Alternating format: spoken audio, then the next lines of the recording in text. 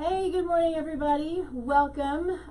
It's a beautiful day in Colorado. It's cold. It's 17 degrees. Didn't expect that this morning.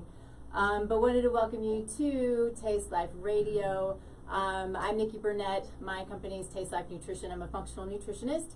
And I work with all kinds of different people, from chronic issues to just learning about their health and their needs and on and on. So we'll talk a little bit more about that later, but I wanted to welcome you to the show and wanted to talk a little bit about this challenge that I'm doing right now, which has really been kind of fun. I'm only 4 days in, but it's this 21-day abundance challenge by it was put together by Deepak Chopra. And so what is abundance? You know, abundance is kind of what you want it to be, whether it's abundance in love or friends or wealth or dogs, right? I mean, that's where my abundance is in dogs. Anyway, so it's a great thing, and I recommend it to anybody who wants to do it, especially if you're just learning to meditate, because it's a very short meditation, gives you a cool mantra, and I actually was going to write down my mantra so I could say it, and I forgot, but that's okay. But it's all about, you know, what you already have is your abundance, and then bringing in more of that. And so it's really a beautiful challenge to do. It's daily exercises and the meditations. And again, if you're just learning to meditate, this is a great way to do it and to have fun with it. And this is with a group of people that I'm doing this with. So it's really cool. So abundance is an amazing thing, and it's been a ton of fun. So when putting this show together, we're talking about what's in our food. And so I started thinking as I'm putting the show together, you know, I like to start the show with gratitude. And what is it that I'm most grateful for in this moment? And really, for me, at this point, it's the farmers and ranchers who are out there doing the hard work and doing the right thing to bring us good, healthy, clean food. And obviously, well, I hope it's obvious, I'm not talking about our conventional meat, our conventional crops that are filled with toxins and chemicals and all of these neurotoxins and things that are they're just really damaging to us, and how we've gotten so far away from what is real food to where we are today with just loading our food with these non-nutrients and these toxicants that are creating so much of what our issues are today. It's really frustrating. I mean, you think about, I don't know if this would get me in trouble, but there are people out there in these companies who literally do not care about what they put in the food that they're giving you. And of course, it's our responsibility to buy it or not buy it, or to eat it and not eat it, right? So they can do it, and we can talk with our pocketbook. So it's really important. But there are people out there who really don't care what they put in there, and they don't believe that the colorings and the dyes and the preservatives and the pesticides and herbicides are a problem.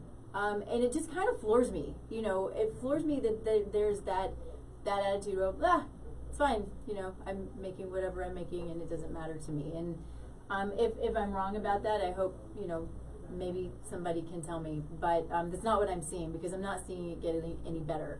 I am seeing things change, though, when it comes to those farmers and ranchers who are doing the hard work. They're not getting the government subsidies because they're not, putting their animals in feedlots, and they're not, growing with genetically modified seeds or putting pesticides and herbicides on their crops. And so those men and women go out and work really hard to bring us good, healthy, real food that is actually going to feed us. And so one of the things that I think is really important to remember, and I can't right now get too much into what the differences that are between conventional and grass-fed meat. I'll do that at another time. I love that topic. It's a really great topic. But what I want to say is that these I got to tell you, I'm totally distracted because we have the puppy Blue Jay, who we're bringing on at the end of the show, sitting right outside my door, and I just keep looking at him going, I need that little puppy in my lap. So you'll get to meet Blue Jay here in a little bit. But what I want to talk about with the animals that we put into our food system, right? Some of you may know that my master's degree is animal science. So I've been an animal person somehow since the day I was born, before the day that I was born. I don't know how, but they are what I love and what I appreciate. And my true goal is, I do believe that we're meat eaters. My goal is to serve those animals who are here. You know, we're here to serve each other. And so we're also put here to serve these animals, to take care of them, take care of their needs, give them what they need, feed them the right things, and then when it's their turn to serve us as food, they're healthy enough to serve us and give us what we need. What we need to understand, animals who are conventionally raised are inflamed and obese and full of just these anxiety-ridden hormones and just things that are really unhealthy for them. But what we don't pay attention to often is that biochemical change in that animal, all of the inflammation, all of the hormones that they've been shot up with, all of the obesity from eating foods that they're not supposed to eat, like grains and corn. Those are not natural foods for cows. That biochemical disruption, that inflammation, all of that stuff translates to us. And so we don't understand, we're eating this terrible meat, and we don't understand why we're getting sick. Meat's healthy for some, and it depends on your genetics to know how much meat you need and how much meat you don't need. And same with fat, and same with carbohydrates, right? So I'm not a generalist. I don't believe we all need, you know, the same amount of meat, carb, and or protein, carb, and fat. But the fact is, if we're eating unhealthy food, whether it's from the crops or whether it's from cows or chickens, and chickens that don't get to move, things like that, that's going to translate to us, and it will create obesity and it will create inflammation. They're not giving us the nutrient density that we need from them, and that's what we get from animals who are not conventionally raised. They're the grass-fed, 100% grass-fed, pastured animals that are taken care of. We serve them, and then they serve us. Okay, so I went off a little bit on that because it's so important to me. I just think it makes such an impact when we look at it that way. So my gratitude for the day is to the farmers and ranchers who are working really, really hard. And with that, I want to talk about what's in our food. And I need you to understand that this is a massive topic. So a book that I have in my library in my office, this is a book. It's a Consumer's Dictionary to Food Additives. It's huge, and it's old. I think it was 05 or something. This book is from 05. I'm not sure when it's from. It's a great resource, though, if you are a book person and you want something to hold on to. I'm sure that they have an updated version. But this is this thick. This is why I want you to understand that I am only barely scraping the very top of what is going into our food. So that's what I'm trying to do, is just give you some insight and some thoughts, some thought-provoking information to think about when you're putting something in your mouth and putting it in your body, because you put it in your body, you put it in your mouth, it goes into your entire body, and your body utilizes it, whether it's good or bad, right? And what's it going to do? It's going to create good, or it's going to create bad. But instead of going and getting a book like this, what you can do is go to EWG.org. If you haven't heard of EWG, it's Environmental Working Group. This is an amazing organization. I think I probably had this book probably way before EWG was around. But they're an organization. You can look at body care products. You can look at house cleaning products. You can look at food. You can put in single ingredients, or you can put in the entire product, and it'll come up with your list of ingredients. It'll rate it, rank it, it'll tell you everything about it. It's amazing. So what I do, if I have a question about something, I put in EWG and then whatever the product is or whatever the ingredient is, and it'll come up straight to it. It's amazing. So amazing resource. Go to EWG.org to understand what you're putting in your mouth. Let's fight back a little bit. Let's be educated and know what it is we're putting. If it's a box with ingredients on it, let's know what that is, and let's know what it's doing to our body and what it's doing to our family and to our friends. And when we see that things are carcinogenic and when we see that things are neurotoxins, let's stop buying them. We should be really angry about this. And, you know, I see a little blue jay here. Same with dog food, okay? We have colorings and preservatives and trash in this kibble that we keep feeding our dogs, and we wonder why they're dying at 8, 9, 10, and 11 when they're supposed to be 25 or 30 before they die, okay? So these are things that we want to think of in any amount that it's going into. Cats, birds, cows, right? Food is food, and we all need good, healthy, real food. So the first thing I want to talk about, and I'm just really going to glaze over some of the stuff because there's a lot here, but the first one I want to talk about are fats. We've got good fats and we've got bad fats. We're told by mainstream medicine, mainstream media, that canola oil is a healthy oil. Canola oil is one of the most unhealthy inflammatory oils out there. I could do a whole segment on oils, and so I'm just going to hit these top things that are really important. Canola oil, vegetable oil, these will create inflammation, and so it's unfortunate because we have these heart patients, right, in our medical system. They have heart failure or whatever the case may be, cardiovascular issues, and they're told to eat canola oil. It's a marketing game. It really is what it is. And canola oil is absolutely inflammatory. If we're already in an inflamed state, which is going to be any disease that we're dealing with, mental, emotional, physical, if we're in an inflamed state, canola oil will create more inflammation, okay? It is not heart healthy. Please, if you don't take anything else from this, if you have a cardiovascular patient in your family, in your care, canola oil is not healthy. It is very dangerous, okay? Some good fats though. Good fats. Avocado oil, olive oil. Don't cook with olive oil. At this point, some people don't agree with me, and that's okay. I tend to be more conservative to make sure. When I don't know for sure if I'm right, I would prefer to stay on the conservative side. There are those who believe that it's fine for cooking, but in my world, in the functional medicine, functional nutrition world, olive oil does not stand high heat cooking or even medium heat cooking, and it turns it into a rancid fat. So it's oxidized and creates inflammation in the body. So put it on your cold food, pour it over your food that's been cooked, but don't cook with it. But you can cook with avocado oil, you can cook with coconut oil. If you have good grass-fed butter and ghee, those are great fats, great to cook with. So those are really good. But the thing is, even when you go to prepared markets, prepared foods, you will see canola oil. I'm going to say, I love Whole Foods. I go to it, but I have to check out, if I go to their salad bar, I have to check out what's in the ingredients because they use a lot of canola oil, and it's very frustrating. Okay, I'm going to move on. Sugar. Sugar's in everything.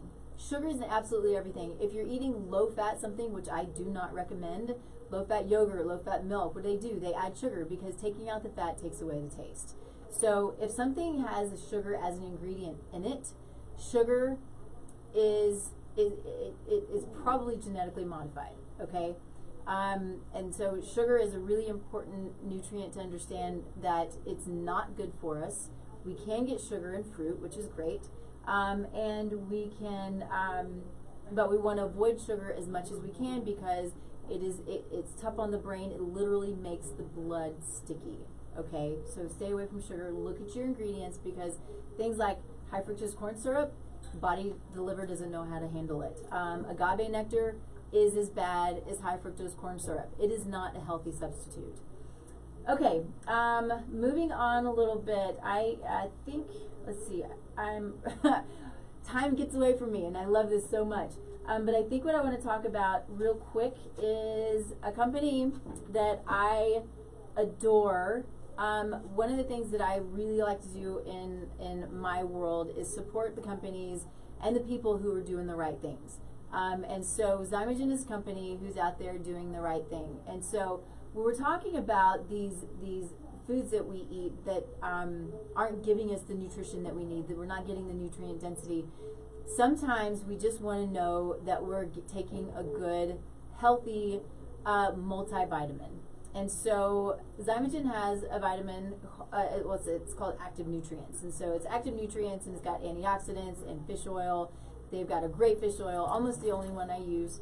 And so they're in a pack. So it's really easy to take. Zymogen's a great company. Go to Whole Scripts. You can put in Radio 5 to get a discount. Go to my website, and then there's a link that says Whole Scripts, and you put in Radio 5 and you can get a discount. You can look through, and you don't have to just order the multivitamin, but it's a good, safe, healthy multivitamin. They have them for men, for women. They have them iron-free, iodine-free, or with, and so they are truly tailored for people in the different conditions and genders that we are and that we deal with. So Zymogen's a great company, really good company. I appreciate them so much. Okay, I want to move on now to pesticides and herbicides, and I want to hit on this as quickly as possible. Pesticides and herbicides, I might have said this before, but I actually got into this Facebook fight with this guy who doesn't believe that pesticides and herbicides are a problem. You know, he says if it's going to increase yield and we need a little bit to keep the bugs and the weeds out of our food, then I don't mind it a little bit. But we eat every day, multiple times a day, right? And if we're not eating good, healthy, chemical-free food, we are constantly putting this toxic burden on our body. And so pesticides and herbicides, they're hormone disruptors. They're neurotoxins. I mean, literally. So what happens is they're called xenoestrogens, and I believe we've talked about this, but xenoestrogens, they bind to estrogen receptor sites. Both men and women, animals, we have receptor sites all over our body, everywhere, pretty much on every cell. And did I say estrogen receptors? Anyway, so estrogen, the xenoestrogens come in, they bind to the estrogen receptors really, really tight. And it doesn't allow for the natural estrogen in our body to do its job. So we have all of this excess estrogen going around. We have these fake estrogens that are binding to our estrogen receptors, and it creates a huge problem for our children, for us as women, when we're suffering. You know, many of us have PMS symptoms, PMDD symptoms, which is this horrible, uncontrollable rage, and I've dealt with it and I've seen it, and it's really, really difficult to deal with, and it's hard to understand because it's truly uncontrollable, and it's something to be aware of, because you know, if it's a liver issue or if it's a genetic issue and you're not eliminating estrogen properly and you're taking in more of these estrogens, xenoestrogens from these chemicals in our environment, then we are just creating this huge burden, which in time creates disease, right? Dis-ease. And so we need to understand that these symptoms, these problems, these diseases, these conditions that we deal with, these aren't normal.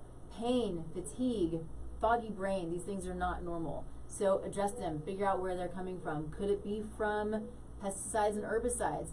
I read a story about a young kid who didn't talk. He just didn't talk, and I believe he was also diagnosed on the spectrum. And when they took him off of foods with pesticides and herbicides, he began to speak. What does that tell us, right? So that might be a little bit extreme, but you know, over time this stuff builds up. It's a really, really big problem for us. Let's see. Coloring. Holy smokes. Okay, so I have this list with me that is insane. And it's food additives, which are the preservatives and the colorings and all of the things that are in our food. And so it's a list. You actually should go to it. I would go to it. It's called mphprogramslist.com, and the name of the article is 50 jaw-droppingly toxic food ingredients and artificial additives to avoid.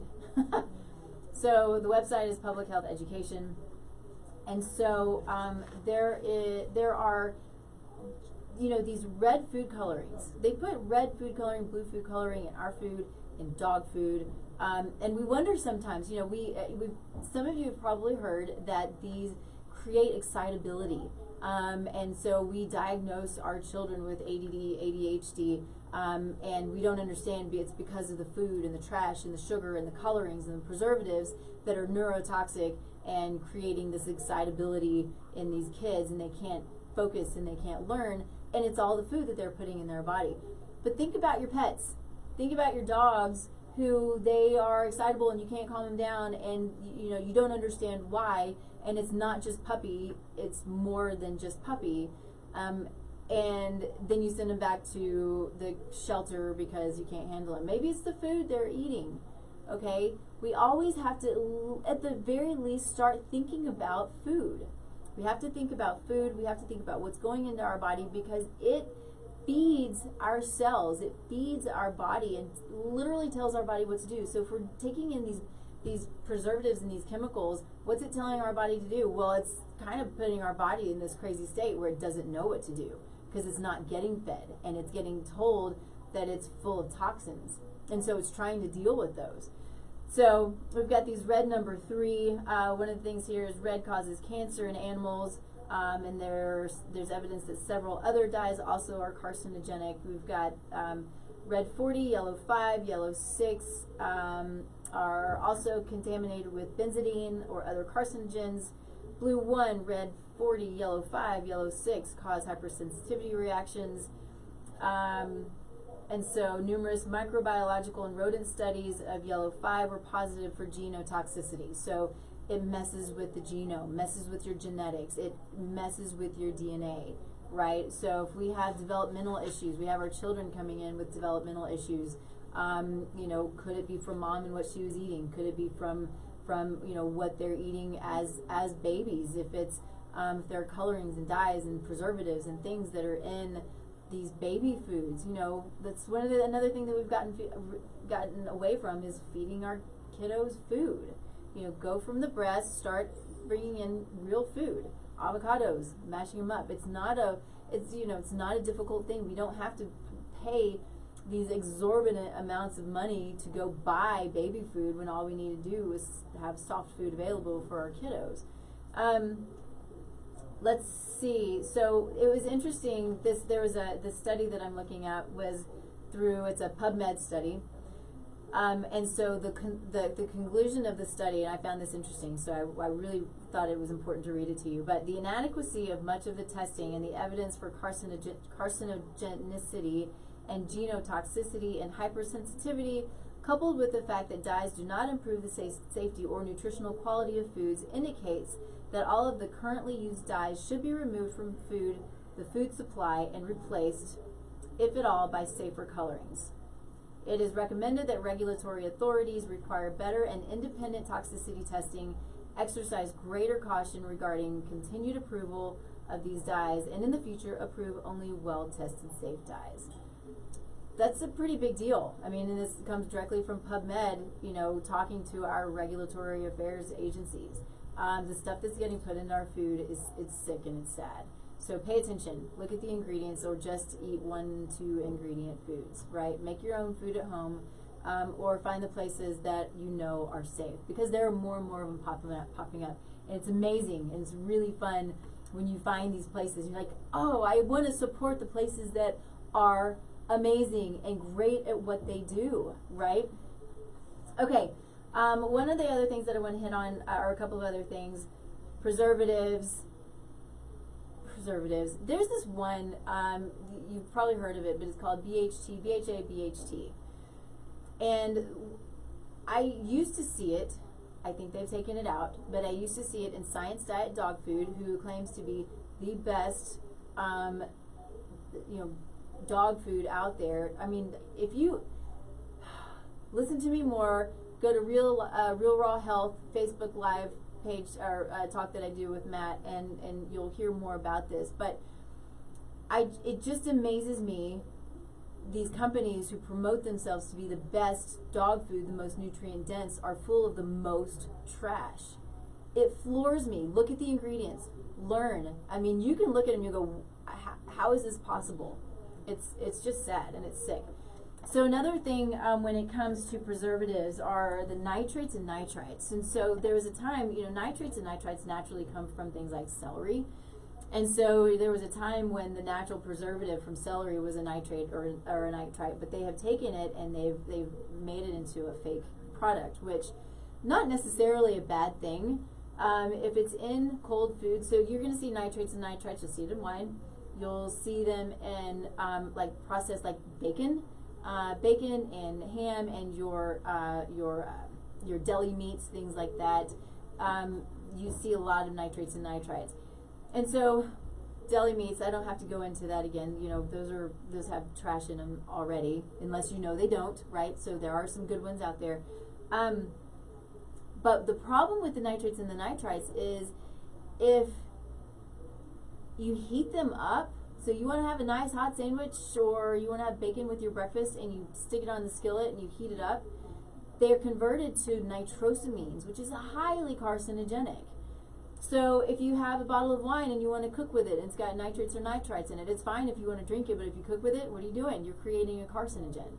So we want to be really, really aware of these nitrates and nitrites that are put in our food. Look for them. Lots of companies now are going without the nitrates and the nitrites. Really important to stay away from that stuff.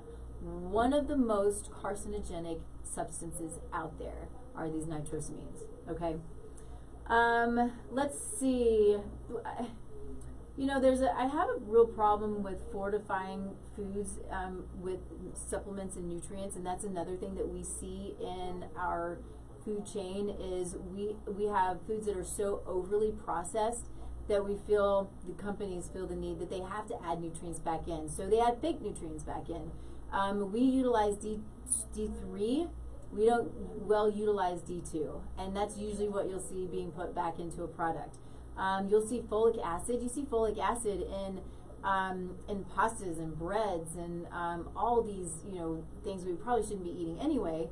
But folic acid is a big problem. It's a synthetic nutrient, and only so much of it can be absorbed, and then it doesn't allow for any more of the natural folate to be absorbed. So we really, and specifically, or especially, if someone has some genetic issues, what's called polymorphisms, if they don't utilize folate well anyway, and they're taking in folic acid, it can increase anxiety, increase a whole lot of problems.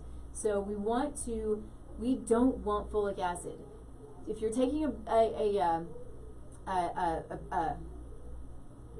what's my word? A pregnancy multivitamin. I just lost my words. A prenatal. If you're taking a prenatal vitamin and it has folic acid in it, don't take it. Get one with folate. Okay. The same with B12. You don't want cyanocobalamin. That's a whole other story when it comes to B12. There are multiple types, but you do not want cyanocobalamin. You're better off with methylcobalamin, but also has the potential for some of increasing some anxiety. So know what you're taking. Talk to people who know, and you might need other forms of B12, but do not take cyanocobalamin and do not take folic acid. Okay. Let's see. One of the things I really wanted to hit on is, how am I on time? I wanted to talk about vegan proteins. Vegan proteins, and then your vegetable powders, right? So we have so much of this out there. Besides the source that it may come from, what they're finding is that the studies are showing, people are taking these products and putting them into the lab and looking at the ingredients and what's in there, really high in heavy metals, okay? So we think that we're doing the right thing, and we get these powders with 5,000 ingredients in them, go, oh, they're all great ingredients and they're healthy and they're good. Well, maybe for some they are, but they could be high in heavy metals, and there might be some things that you're sensitive to or allergic to, and you're not putting together that this 5,000 ingredient product, even though it sounds good, may have some things in there that are creating problems for you.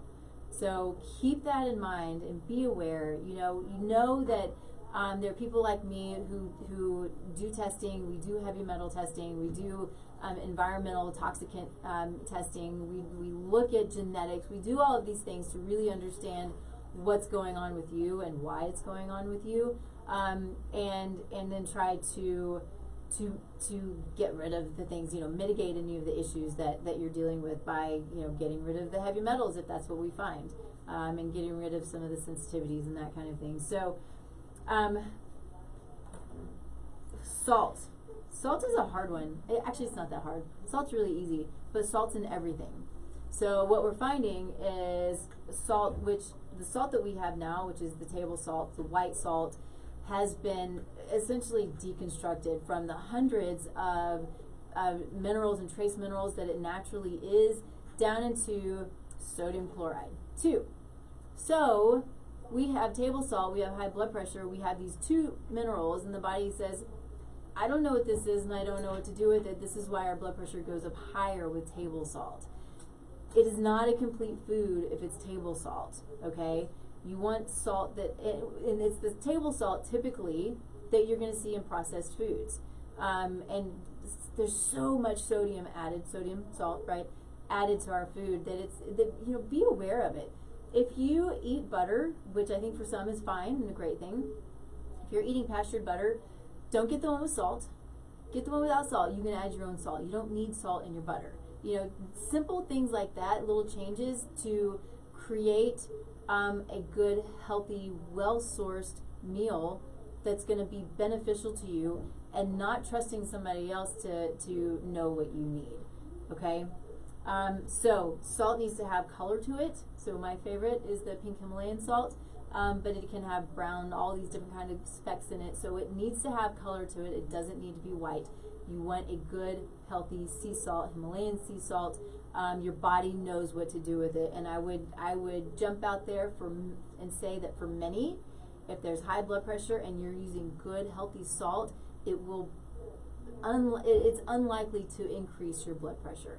Okay, I will not say that that's across the board, but I think that it's a consideration for those of you who have been told you can never eat salt.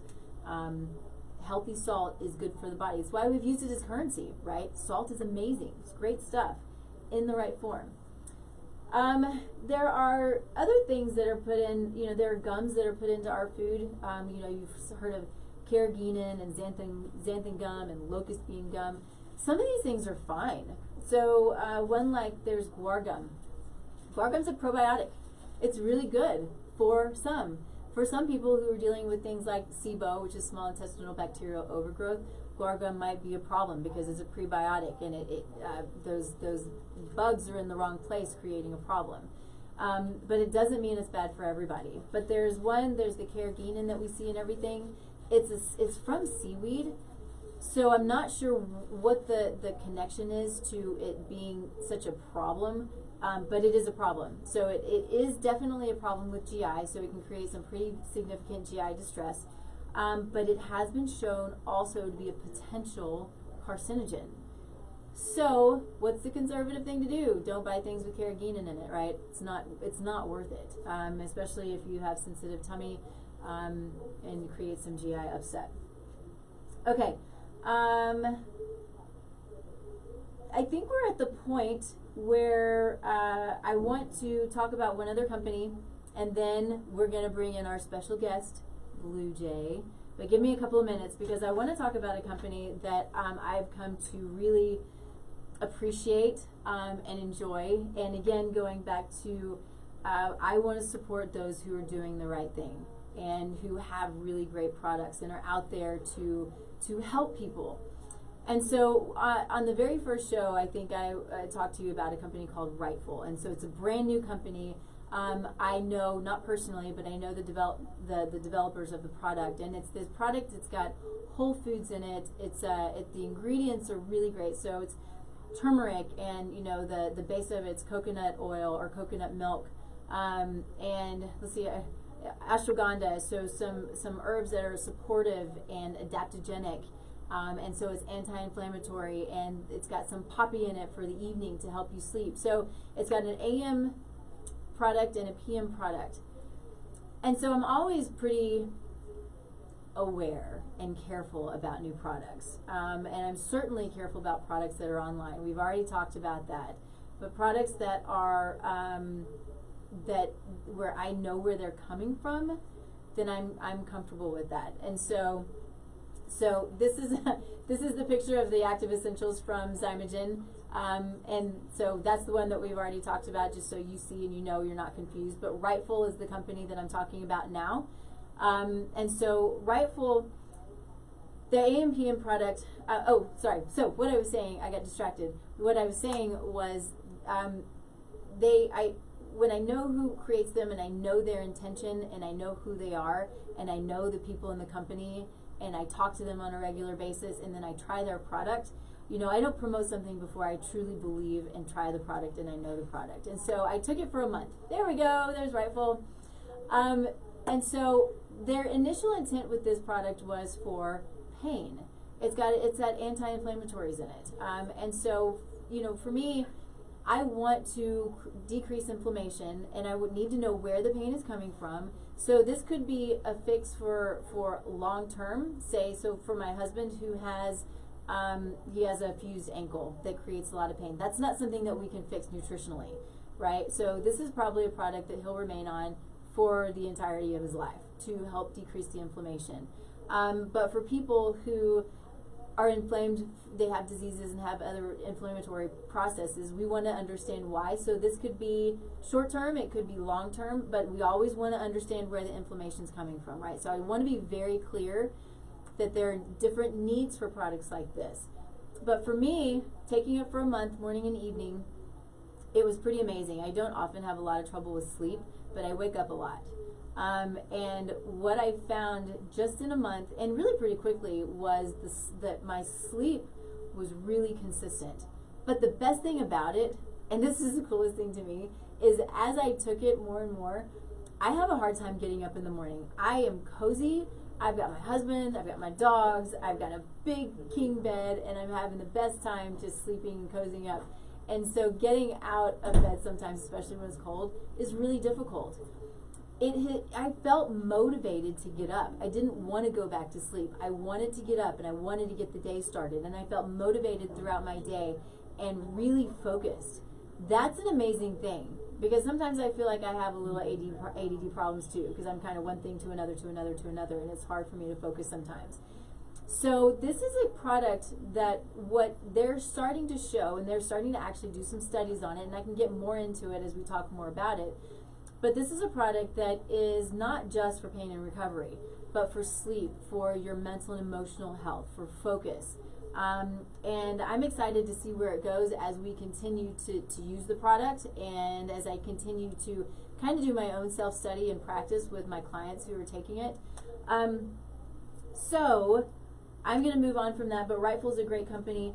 You can order Rightful. You can go to their website and order Rightful, and you can put in code. Hold on, let me remember my code. It's TLN, as in Taste Life Nutrition, TLN20, and I think you get $20 off. I'm pretty sure, yes, that's what it is. I had to remember. But go in, put in TLN20, and give it a try. It's good stuff. It's been really fun, and I'm super excited to keep this going and see all of the fun things that come with it. Okay, I'm ready for Blue Jay. So Alexa and Blue Jay, do y'all want to come in? Yes. Maybe. Yeah. Blue Jay's been outside the door playing with his toys and just having the best time, and I've been dying to love on Blue Jay. Hi. Come here. Can I pick him up? Yeah, absolutely. Hi, come here. I'm going to put you on camera. Look at this. Oh, look at this sweet baby. Oh my goodness. I love the green on black. It's so pretty. He's so cute. Hi. Hi. How are you? Well, how are you? I'm well. Thanks so much for coming in and bringing in Blue Jay. Mm-hmm. And what do you see? You're so quiet now. Everything is new to him. Yeah. He's like 3 months old, so it's all foreign territory. So sweet, that belly. Okay, you can't have him when I'm taking him home. This is what's going to get me in trouble with my husband, because if we have 3. If we get another one, I might end up divorced. Or he might fall in love. I don't know which one. We'll have to find out and see. Usually fall in love first. Yeah, I know. It's hard when he's this cute. Yeah, so let's talk about Blue Jay. Sure. So he is 3 months old. He's a Great Dane mix. He came in with I think about 5 or 6 other brothers and sisters in a litter. I think they came from out of state. We get a lot of transfers from out of state. 'Cause Texas, New Mexico, Kansas, they're all really high kill states. Really high. I'm from Texas. Yeah, and absolutely. all 5 of my dogs have come from Texas. Yeah, my dog Man. that I just rescued is from Kansas, so Yeah. it's surprising. But they came to us, and they got kennel cough for a little bit, so they've been with us for a little longer than we'd like. But they're all healthy now, and they're ready for adoption. And he's the sweetest, calmest of them all. That's why he's here. Man, this is just too much. Oh, so I have to throw something out there. Kennel cough is a cold. Kennel cough is not a big deal. It really frustrates me, and I'm going to go off for a minute, that we feel the need to vaccinate our dogs for kennel cough when it's a cold. We get colds all the time. It happens. It's not a big deal. It goes away. And so I will tell you, I vaccinate my dogs. I give them puppy shots, and then I do titer testing. And I've never had to give another vaccine for my dogs. Please keep that in mind with your animals, because it's so hard on the immune system to have these really unnecessary shots. It just goes into this really upregulated state. We wonder, what's happening. Again, going back to why are our dogs dying so early? There's so many reasons, but we're told that they have to have these yearly vaccinations. And I'm going to tell you, I looked. It's been years ago. I looked, and I think it was the American Academy of Veterinary Medicine. I might have that acronym wrong, but it literally stated in there is no evidence that we need to give yearly vaccinations. Yeah. Yeah. I know, I hear you. Shelter life is hard. They get kennel cough because of all the different environmental impacts, but I agree. My dog's 4. We didn't vaccinate him for like 3 years after we got him. We only gave him a rabies shot because he needed to be groomed. You have to give rabies shots, and that's even getting better too. We're starting to realize that we can do titer for rabies as well, so people are starting, and vets are starting to come around. But sorry, I tend to go off on my tangents. It's a different environment when you're in rescue, and when you have lots and lots of dogs. We can't expect rescues to feed raw food, right? I mean, it's expensive, or it can be expensive for a lot of dogs, and they have to take what they can get. Hi. I'm just gonna sit here and love you talk. No. So I understand we all have to do the best we can with what we have, right? And so same in rescue, and we've got to keep these kiddos as safe as we can. But we also want to get them into a place where they're with educated parents, educated, on what good food is and what a good vaccination schedule looks like. Yeah. Absolutely. Yeah. I agree. We send all of our dogs out with vaccinations, especially for the puppies, because you don't want them just sprouting anything right when you get home. There's going to be new things, but it's just about keeping them healthy. I know I wish I could afford to not feed my dogs dry food, but we mix it up all the time. But it's super tough in shelters even. We've had up to 110 dogs in our shelters, so it's really, really hard to feed them well. And we go off donations and what people want to give us and what we can afford. So it's tough. Yeah, it is tough. And I will talk about raw feeding and all the things that I think are very, very important, but I also want there to be the understanding that there are situations where you do what you do. And so if you are in a, oh gosh, you are too much. If you are in a situation where you have to feed kibble, things to think about is adding eggs, adding liver, adding a fish oil supplement, not from Costco, for the love of Pete.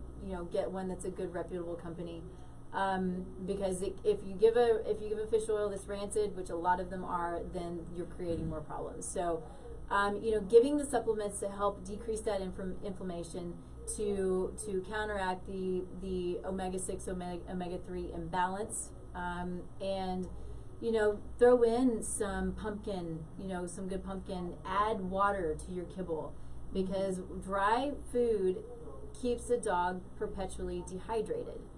So add food. I have this thought. So add water to their food. Don't fall for hard food cleans their teeth. It does not.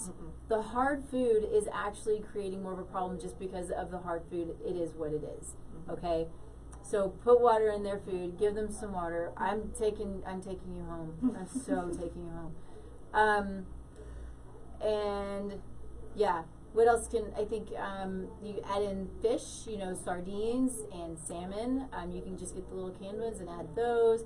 Add some olive oil. Do some things to kind of help to counteract that kibble. And understand that it's important for it to be wet, not dry. Okay, so let's talk about Maxfund. Sure. So Maxfund is Denver's only true no-kill animal shelter.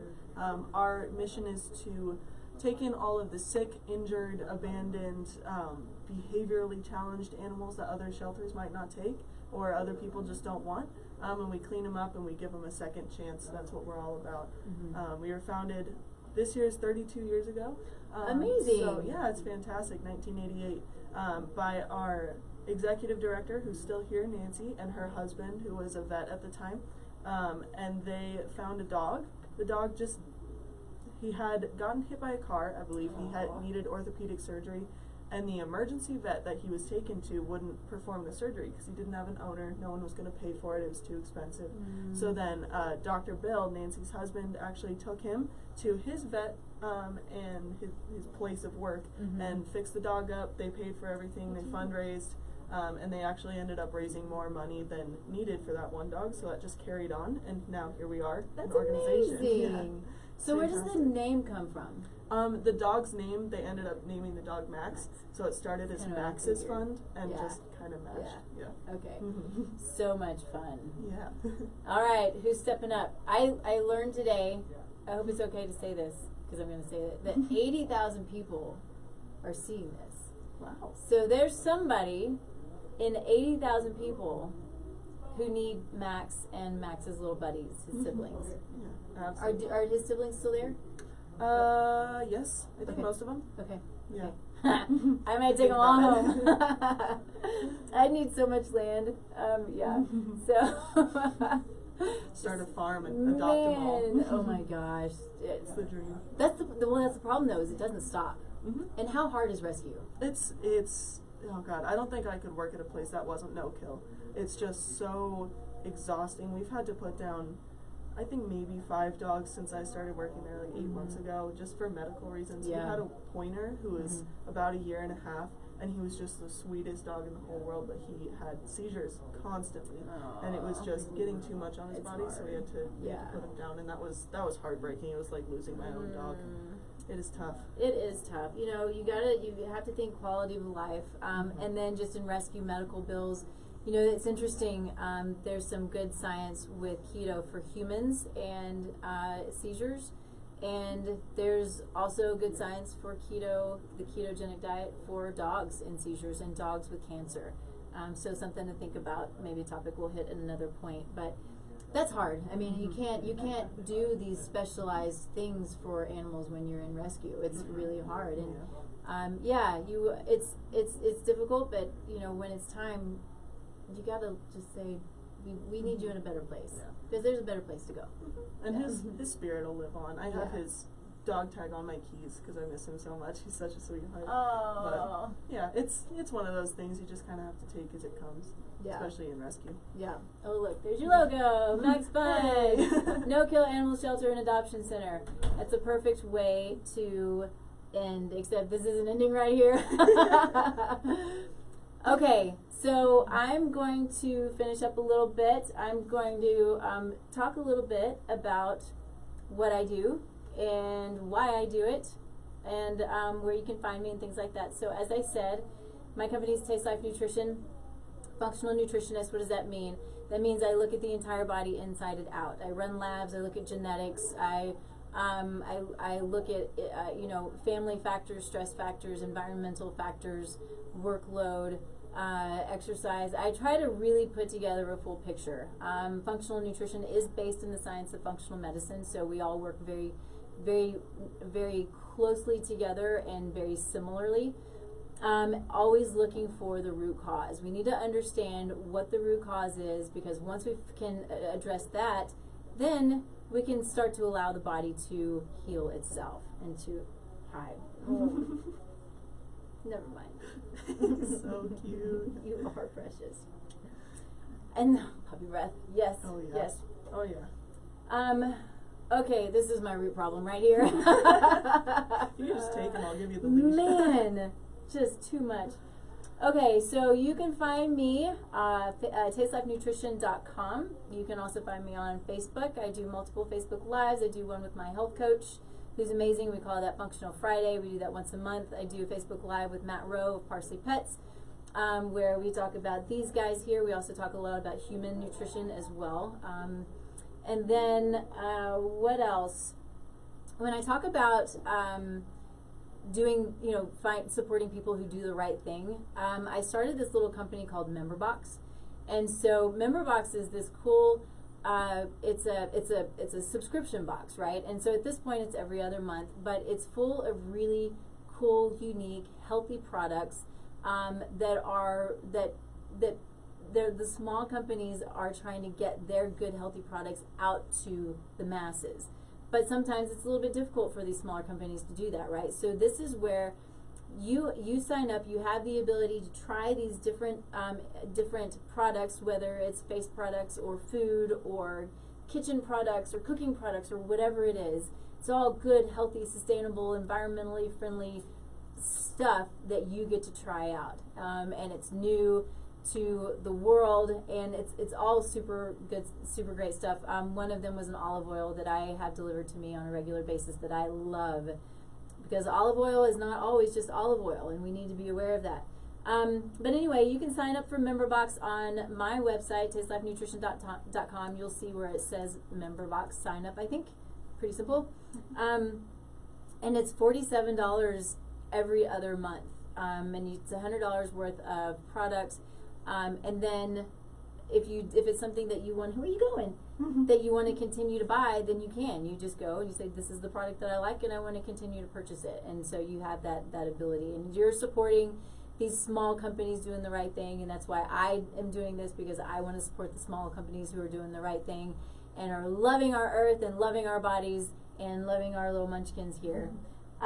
What else? I think that's probably about it. I do try to do Instagram and Twitter. I know you can find Maxfund. It's just maxfund.com, right? .org. I have that posted on the posters that I put out. Go to it. They've got some really, really cute little munchkins out there. Do we still have Molly? Yes, she had an application, but then the owner, I think his house burned down. So he had to pull it, but she's got another promising application. Good. So she'll be gone soon. All right. Molly's gonna get a home, and we're gonna get Blue Jay a home. It better not be my home, but we're gonna get Blue Jay a home. Thank you so much. We'll see you here 10 a.m. Mountain Standard Time in 2 weeks. Everybody have a great day. Okay. Just relaxed completely. Man, so fun.